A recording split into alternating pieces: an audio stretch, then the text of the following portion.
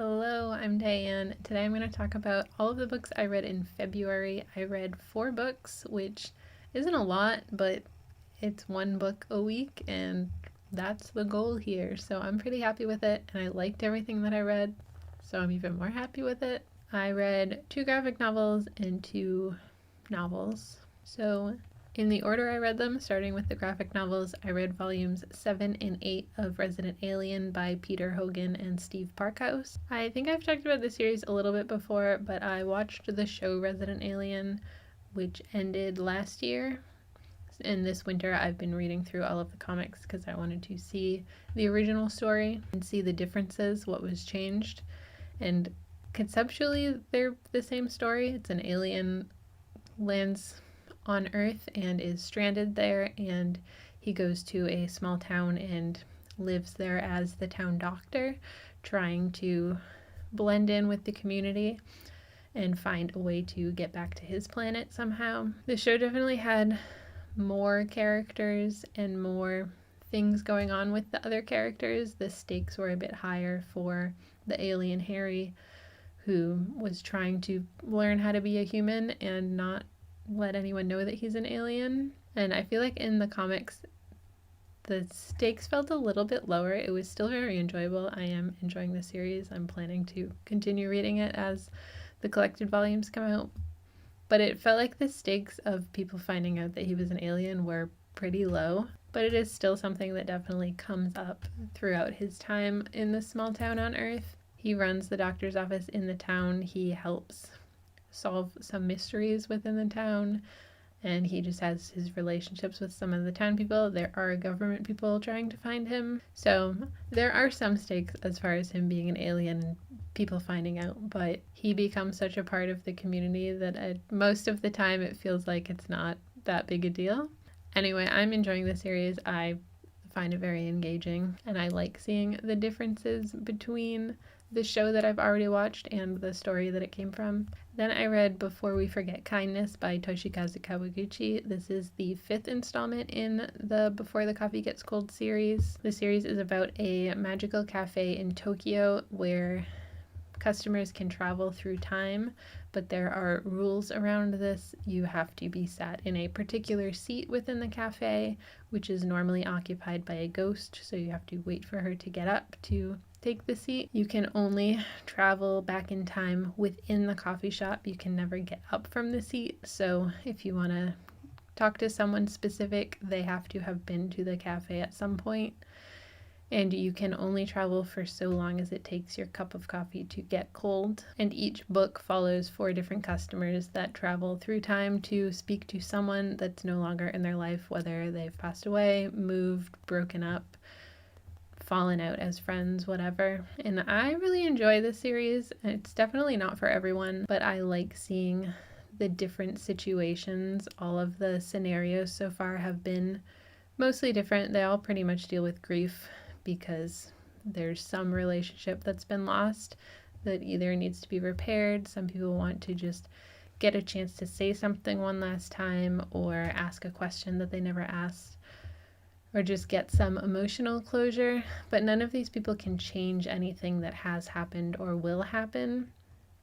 So it's really just an emotional thing of them grieving, processing something, getting something off their chest. And I just think it's an interesting idea to explore and to see play out with all of these characters traveling to talk to different people and what they're hoping to get out of it and what they ultimately end up getting out of it. There is going to be at least 1 more book in this series, and I'm probably going to read it because I'm still enjoying it.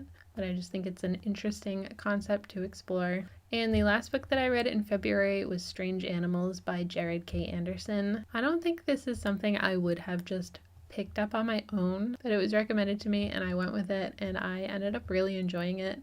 This is about a man called Green, and he, at the very beginning of the novel, he lives in a city and he's going to cross the street and he trips and falls in front of a bus and sees the bus coming at him, and then the next thing he knows, he's back on the curb, alive, and there is a large crow on a stop sign and an acorn in his pocket. And throughout the weeks that follow, his regular life kind of falls apart and he's more and more called to leaving the city and going somewhere in the wilderness, connecting with nature in some way.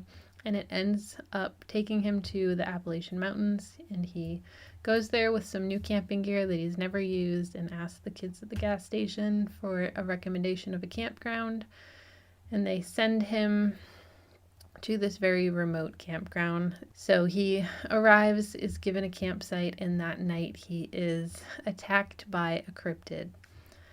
And that begins the strange animals in this book, and he ends up connecting with this other woman who lives at the campground who studies cryptids, and she is very interested in hearing about his experience and takes him on as a trainee. And we follow them as they try and figure out, he's trying to figure out what this acorn is, what this whole experience that happened to him means, and if it's somehow causing all of this cryptid activity. And together they're working to study these cryptids. There's a new one that no one's ever seen. There's one that's very rare that he saw, and she thinks it's very unusual that he's had so many experiences right off the bat of coming to there when most people will never see these creatures. And we end up seeing a few more throughout the story, and there are deaths happening in the area that are very strange that they are connecting to the things that they're researching. So they're pretty isolated in the wilderness. They do interact with, there's a handful of people that keep coming back. They're not completely cut off from society, but they're mostly in the woods with just the few things that they have on hand, trying to figure out what's going on, what's causing all of this strange stuff to happen, and how they can put an end to it before anyone else gets hurt. And I really enjoyed it. Some of the characters are really weird, especially when you first meet them, but they definitely grew on me as the story went. I liked seeing all the strange creatures. I don't know if any of them are based off of like myths or legends about cryptids in the real world, or if they were all entirely made up for the book. I don't really know much about cryptids, to be honest. It's not something that's really ever taken my interest too much, but I liked seeing them explore this setting of where there is all of this unusual activity and the way that it's presented in this book, and how this small cast of characters end up working together to come to the resolution that they come to. There's definitely some weird things going on, but I really enjoyed this book. I'm really glad that I read it, and I'm really glad it was recommended to me, because otherwise I probably wouldn't have. I don't really know what I'm reading in March. I'm planning to read The Wicked and the Damned by Rebecca Robinson, which is the sequel to The Serpent and the Wolf, and Level Apocalypse by David Dalglish, which is the third and I think the final book in the Level Unknown series, which is a lit RPG series. And other than that, I'm not really sure what I'm going to read when I finish those, but I have both of those, so